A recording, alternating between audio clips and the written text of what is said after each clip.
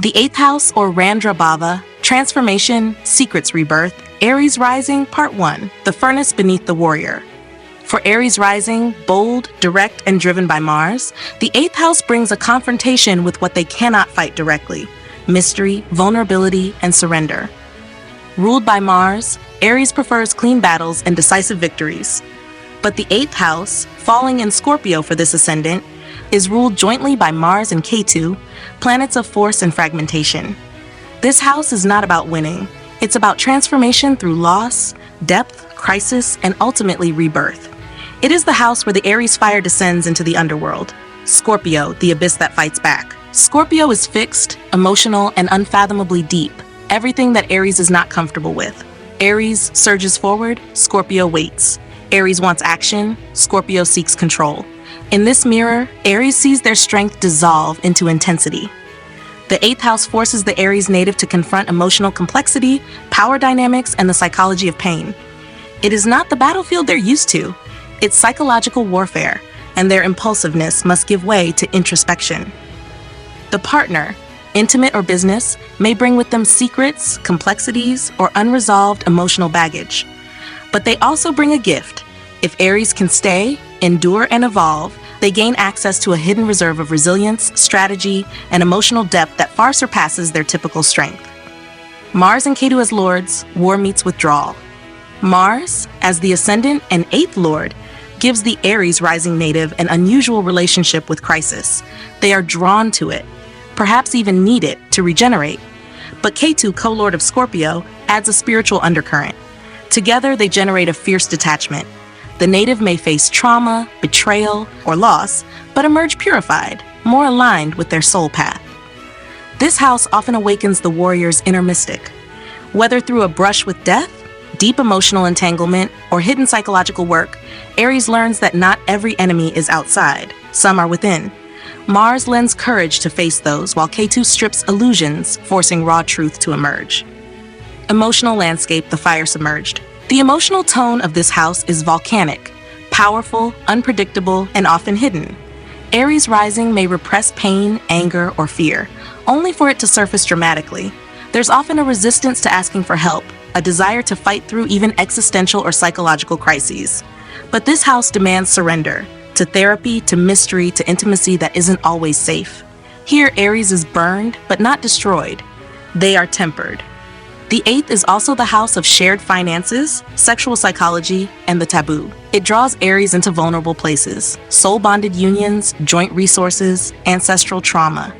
They may inherit not only wealth, but karmic weight, and are tasked with transmuting both. Activation years and turning points. For Aries rising, the 8th house activates at ages 8, 20, 32, 44, 56, 68, and 80. These are often years of deep transition. At 20 or 32, the native may undergo a breakup, surgery, or sudden transformation, externally or internally. By 44 and beyond, they begin to wield this house more consciously, as a place of shadow work, tantric depth, or spiritual alchemy. These years can also bring obsession or withdrawal, depending on how Mars and Ketu are functioning in the chart. Crisis may act as a catalyst for healing, but it must be met not with denial or brute force, but with courage to descend, to investigate, to feel. From fire to phoenix. Ultimately, the 8th house teaches Aries that transformation is not a defeat, it's a rebirth. The native who wants to find themselves by action learns the value of depth. In this subterranean space, they move from being a fighter to a transformer, from reacting to transmuting. The instinct to conquer becomes an instinct to alchemize. Whereas the first house, Aries itself, is about will and identity, the 8th shows the cost of that identity and the chance to be reborn from its ashes. For Aries rising, the real battle begins not outside, but within. And the victory here is not dominance, but depth. The 8th house, or Randrabhava, transformation, secrets, rebirth, Aries rising, part 2. 8 most transformative conjunctions in Scorpio, alchemical forces in the house of crisis. For Aries rising, the 8th house falling in Scorpio is already a pressure chamber of karmic intensity, governed by Mars and Ketu. When two planets join here, they catalyze deep personal evolution, especially when the conjunction itself is potent, unstable, or spiritually volatile. Below are 8 of the most transformational planetary combinations in this house, each one a gateway into psychological death and spiritual rebirth.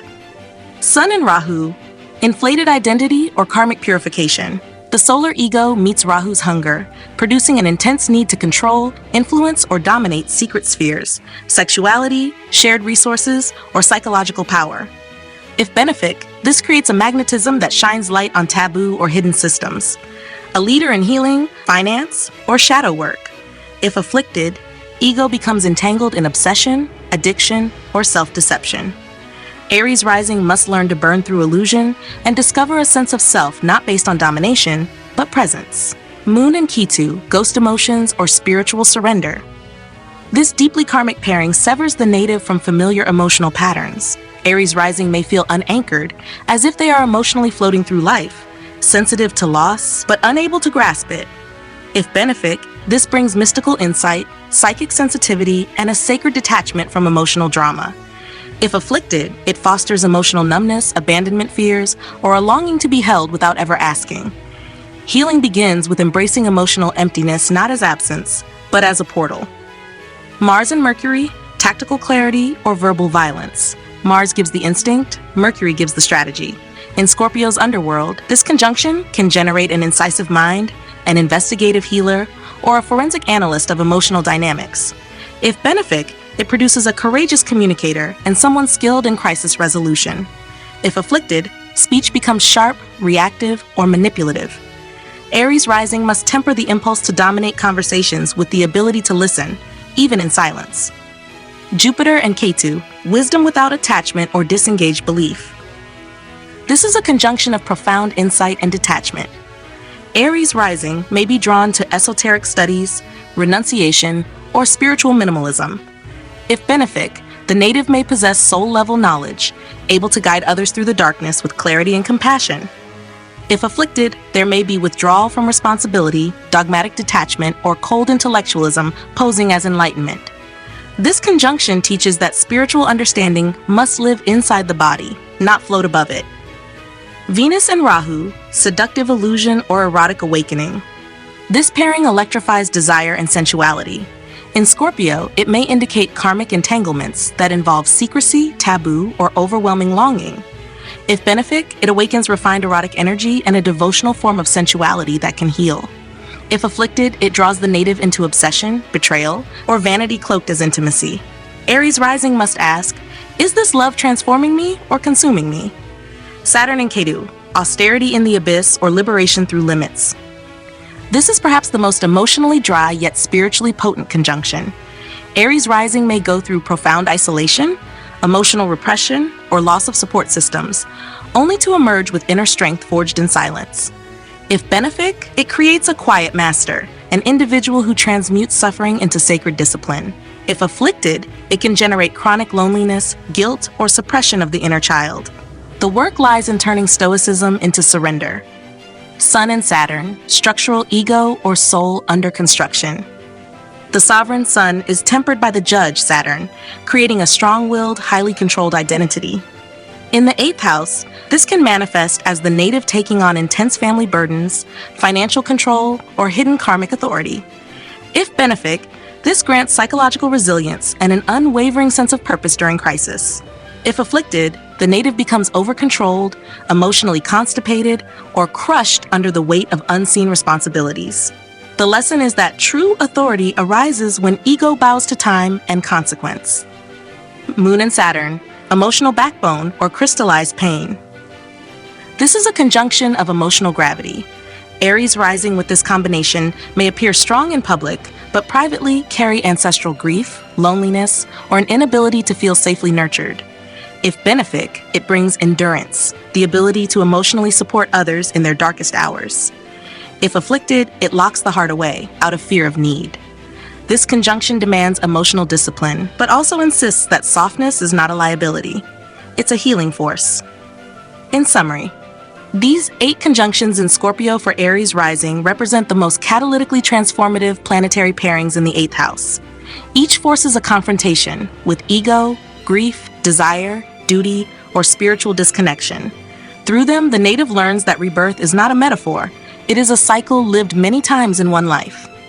In the house of surrender, the warrior becomes the alchemist, transmuting loss into power, silence into wisdom, and intimacy into a sacred fire. The 8th house, or Randrabhava, transformation, secrets, rebirth, Leo rising, the fire that must be tempered. Leo rising moves through life with pride, purpose, and a deep desire to shine. There is nobility in their posture, confidence in their expression, and an inborn need to be seen as special. The self is sculpted around contribution, identity, and recognition. But the 8th house brings them to unfamiliar territory, where identity is blurred, control is lost, and recognition fades into silence.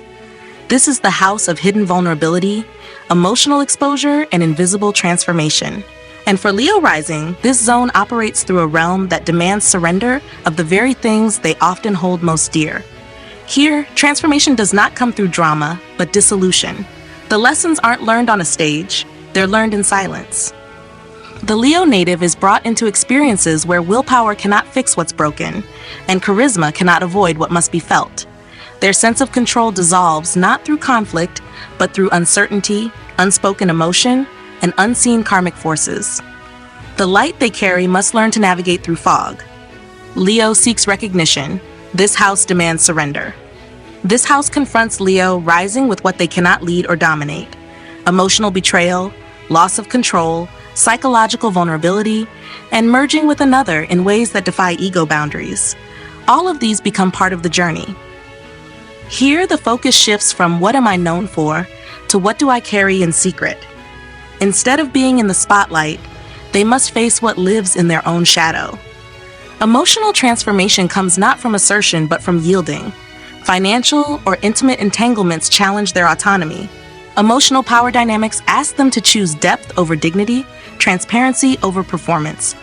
This house does not reward image, it rewards presence. The forces that govern this terrain. In this domain, change comes in the form of letting go. The familiar tools of Leo, self-definition, creative assertion, the ability to shine, don't work here. Instead, the process is about embracing the formless, being shaped by inner experiences that can't be seen or validated by others. There may be losses, but those losses strip away what isn't real. There may be emotional storms, but they wash away the illusion of control. The self that survives this house is quieter, deeper, and more awake. The native may be drawn to experiences of caregiving, crisis healing, dream work, or emotional alchemy, not through theory, but through living it. Power here is not about status or attention. It is about the ability to stand inside intensity without collapsing or escaping. Emotional landscape, from drama to depth. Leo's emotional expression is usually bold, open-hearted, and clear, but here they must feel without clarity.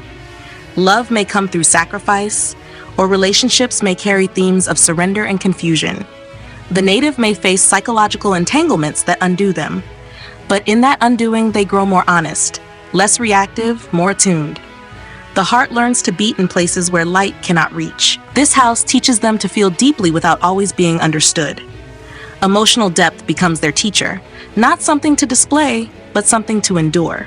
Their compassion deepens, their intimacy softens, and eventually they begin to trust something greater than their own will. Activation years and turning points. This house activates in specific periods throughout life, marking times of psychological deepening, intimate rebirth, and emotional exposure. These years often involve the crumbling of identities, relationships, or systems they once relied on, but what falls away is replaced by something real: inner steadiness, emotional intelligence, and spiritual gravity. These are not years of outer recognition, but of inner clarity. Turning points arise when they begin to value stillness over attention, trust over control, presence over performance. The native learns to stay with discomfort, to listen rather than speak, and to love without needing to be loved back in the same way. From persona to presence. In this house, Leo rising learns that their true light is not the one that dazzles, but the one that survives the dark. Here, they are stripped of show and placed in the quiet forge of transformation. The self that emerges does not need applause, it needs truth. This is where the performer becomes the witness, where the crown is laid down and the soul begins to speak. And in that surrender, they find the kind of power that can never be taken away. The 8th house, or Randrabhava, Transformation, Secrets, Rebirth, Leo Rising, Part 2. 8 most transformative conjunctions in Pisces, where identity dissolves and the soul awakens. For Leo Rising, the 8th house lies in Pisces, a domain of emotional release, spiritual mystery, and karmic undoing. Governed by principles far subtler than willpower or logic, Pisces teaches Leo Rising that not all transformations come with explanation. This is the house where pride is dissolved, where control is taken apart, and where inner authority is reborn through surrender. Every conjunction here softens, blurs, or dissolves parts of identity, bringing the Leo native into depth, humility, and deep emotional insight. Below are 8 planetary pairings that mark the most transformative alchemical moments for Leo ascendants in this hidden, water-bound house. Sun and Ketu, the ego unraveled or the soul remembered. When the Sun, ruler of Leo, joins Ketu, the anchor of disconnection, the very core of identity undergoes quiet disassembly. For Leo Rising, this may manifest as feeling unseen, spiritually disoriented, or detached from the sense of purpose that once guided them. If benefic, this conjunction dissolves false pride and awakens soul-level direction. If afflicted, it may bring an identity crisis or loss of status that challenges self-worth. The transformation lies in discovering that they are not what they do or how they appear, but what remains when all that is stripped away. Moon and Neptune emotional ocean or boundless compassion. This intuitive pairing brings emotional permeability and heightened sensitivity. For Leo Rising, it deepens empathy, but may blur emotional boundaries. If benefic, the native becomes a powerful emotional healer, able to connect deeply with suffering and guide others through darkness. If afflicted, emotions may become overwhelming, disorienting, or shaped by illusions and projections. The work is in learning how to feel deeply without dissolving into others, how to hold love without losing self. Mercury and Jupiter, expansive thought or spiritual idealism. Mercury brings detail, Jupiter expands it. Together they open portals of understanding that stretch beyond language. For Leo Rising, this combination fosters psychological insight, intuitive logic, and a capacity to counsel or write about depth topics. If benefic, it produces a poetic mind able to frame suffering and meaning. If afflicted, it may lead to spiritual overtalking or escaping pain through philosophy. The transformation emerges when thought becomes service, when inner clarity supports collective healing. Venus and Ketu, love that dissolves or beauty beyond form. Venus here seeks devotion, but Ketu removes formality. For Leo Rising, this can create deeply mystical relationships or ones marked by absence and loss. If benefic, it brings soulful love, minimalist sensuality, and sacred connections rooted in past life memory. If afflicted, the native may feel unloved, invisible in intimacy, or perpetually abandoned. The alchemy begins when they stop looking for love as reflection and start offering it as presence. Mars and Neptune, action unanchored or sacred drive. Mars in this house already softens. With Neptune, it can either become inspired or disoriented. For Leo Rising, this conjunction may blur direction, weaken assertiveness, or fuel spiritual drive. If benefic, it channels into healing arts, dance, martial arts, or compassionate activism. If afflicted, it can create passive-aggressive behavior, sexual confusion, or escapist habits. The lesson is in moving from instinct to intention, aligning well not with ego, but with surrender. Moon and Saturn, the burdened heart or quiet endurance. This union marries emotional depth with responsibility. In Pisces, it can create a hidden emotional world full of grief, empathy, and quiet strength. For Leo Rising, it marks a soul that has had to learn to carry sorrow gracefully. If benefic, it grants the power to offer stability during crisis. If afflicted, it can bring loneliness, a sense of emotional isolation, or fear of being seen in weakness. The gift comes when emotional restraint becomes wisdom, not self-denial.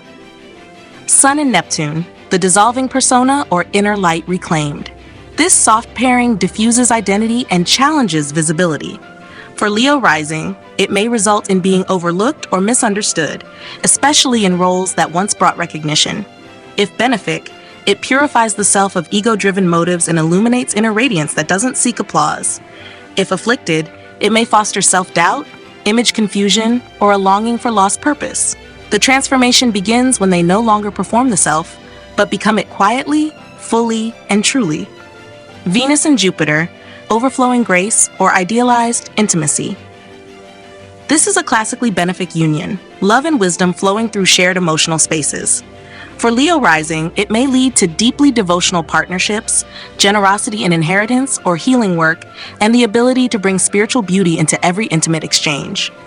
If benefic, this creates warmth, forgiveness, and shared emotional abundance. If afflicted, it can lean into fantasy, overgiving, or saving others to feel loved. The evolution begins when they realize that love expands best when allowed to breathe, not bind. In summary, in Pisces' 8th house, Leo rising is transformed not by what they do, but by what they feel and release. The native enters this domain with a need to be seen and leaves with a deeper capacity to see. These conjunctions loosen the grip of ego, soften the need for applause, and dissolve the old definitions of power. Here, identity is no longer held up by image, but grounded in presence. And from this space of surrender, the Leo soul becomes not just a light for others, but a vessel of healing, humility, and truth. The 8th house, or Randrabhava, transformation, secrets, rebirth, Sagittarius rising part 1, the freedom that must surrender to depth. Sagittarius rising is optimistic, expansive, and purpose-driven, seeking meaning in everything they experience. Ruled by Jupiter, the native navigates life through exploration, beliefs, and a thirst for the big picture. They are inspired by possibility and often run from heaviness. But the 8th house, Randrabhava, draws Sagittarius rising into Cancer, a water sign of deep feeling, emotional memory, and vulnerability. This is the mirror that pulls the archer's gaze downward into the emotional undercurrents they often overlook. Here, philosophy must meet feeling. Here, truth isn't a theory, it's a wound that must be felt. Cancer in the 8th house takes Sagittarius rising into emotional territory that cannot be outrun or rationalized. The 8th house is about intimacy, loss, surrender, and transformation. And Cancer wraps these themes in memory, mood, and ancestral weight. This is where the wanderer must stop, sit still, and face what lives in their emotional body. Transformation for Sagittarius rising doesn't come through travel or ideas. It comes through feeling deeply and staying with it. Sagittarius seeks expansion. Cancer invites containment. Where Sagittarius rising seeks movement, detachment, and universal truths, Cancer in the 8th brings themes of emotional roots, private security, and protective closeness. The rising sign wants to stretch beyond boundaries. Cancer demands inward anchoring. This axis draws the native into emotional attachments that challenge their need for freedom. They may feel trapped by relationships or responsibilities that awaken fears of dependency, emotional obligation, or inherited pain. Yet it's precisely through these bonds, messy, complex, and emotionally charged, that Sagittarius finds their real strength. This house does not reward ideals. It demands emotional maturity. It brings the native face-to-face with the family karmas they carry, the grief they avoid, and the vulnerability they fear will compromise their autonomy. Moon as Lord, feeling as transformation. The moon governs this house for Sagittarius rising, making emotion, not intellect, the gateway to transformation. The moon rules change, memory, mood, and nurture. Its influence over the 8th house means the native's crises and rebirths are almost always emotional in nature. They may deal with fluctuating finances, deeply bonded but unstable relationships, or a lifelong journey of healing family-related trauma. If the moon is strong, the native channels this into profound emotional wisdom. If weak or afflicted, they may struggle with mood instability, suppressed grief, or fear of emotional reliance. This placement often makes the Sagittarius rising person highly intuitive, though they may not trust it early in life.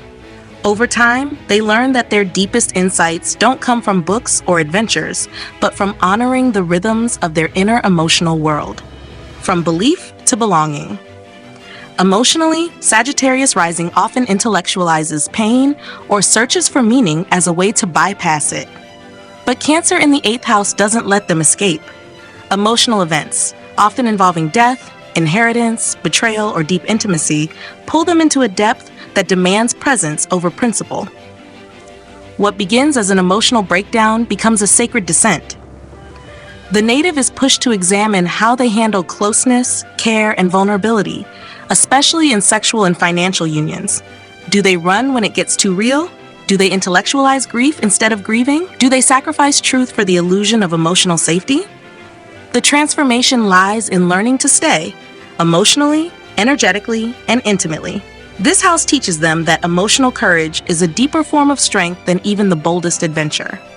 Activation years and turning points. The 8th house activates for Sagittarius, rising at ages 8, 20, 32, 44, 56, 68, and 80. These years may involve loss of a loved one, inheritance, sexual awakening, emotional confrontations in relationships, or psychological breakthroughs. At 20 or 32, the native may enter a deep karmic bond that initiates emotional unraveling. At 44 or 56, they often emerge as healers themselves, those who now guide others through emotional landscapes they once feared to enter. These turning points are sacred. They mark the moments when meaning stops being a philosophy and becomes an embodied truth. From escape to embodiment. Ultimately, the 8th house teaches Sagittarius rising that freedom is not the absence of ties. It is the presence of emotional integrity. Cancer here reveals that security doesn't come from detachment, but from knowing and accepting the tides of one's own inner world. The journey is not from belief to experience. It is from expansion to belonging. This is where the adventurer becomes the caretaker, where the philosopher becomes the feeler, and where Sagittarius rising no longer seeks truth in faraway lands, but finds it in the sanctuary of their own heart. The 8th house, or Randrabhava, Transformation, Secrets, Rebirth, Sagittarius Rising Part 2. 8 most transformative conjunctions in Cancer, where feeling heals and depth demands surrender. For Sagittarius Rising, the 8th house is rooted in Cancer, a sign of memory, emotion, and inner security. This water sign softens the fire of Sagittarius, asking the seeker to pause, reflect, and descend into emotional territory that cannot be solved by logic or philosophy. The house of deep transformation becomes soaked in feeling, family patterns, emotional attachments, and hidden vulnerabilities. Here, every conjunction carries the potential to reshape how the native handles closeness, control, and emotional honesty. What Sagittarius rising typically intellectualizes, Cancer in the 8th asks them to feel. These 8 planetary conjunctions represent the most transformative emotional initiations for the native, where belief surrenders to belonging. Moon and Saturn, emotional gravity or protective walls. When the ruler of the house, Moon, joins Saturn, the native confronts emotional responsibility and early life conditioning around attachment. For Sagittarius rising, this may show up as suppressed feelings, ancestral burdens, or a fear of depending on others. If benefic, it brings quiet emotional mastery, capacity to support others through grief, and karmic resilience. If afflicted, it can lead to emotional shutdown, guilt, or coldness in intimate relationships. The transformation lies in learning that emotional depth is not a burden, but a form of sacred endurance. Moon and Ketu, ancestral echoes or mystical detachment. This conjunction unplugs emotional memory from present-day logic. For Sagittarius rising, it may create an inward pull toward grief without a clear source, a constant feeling of emotional déjà vu, or subtle disconnection from maternal lineage. If benefic, it gives psychic awareness and the ability to release family karma. If afflicted, it may cause emotional numbness or avoidance in intimacy. The evolution occurs when the native learns to embrace emotions that don't have answers and love through the unknown. Sun and Moon, inner illumination or emotional ego.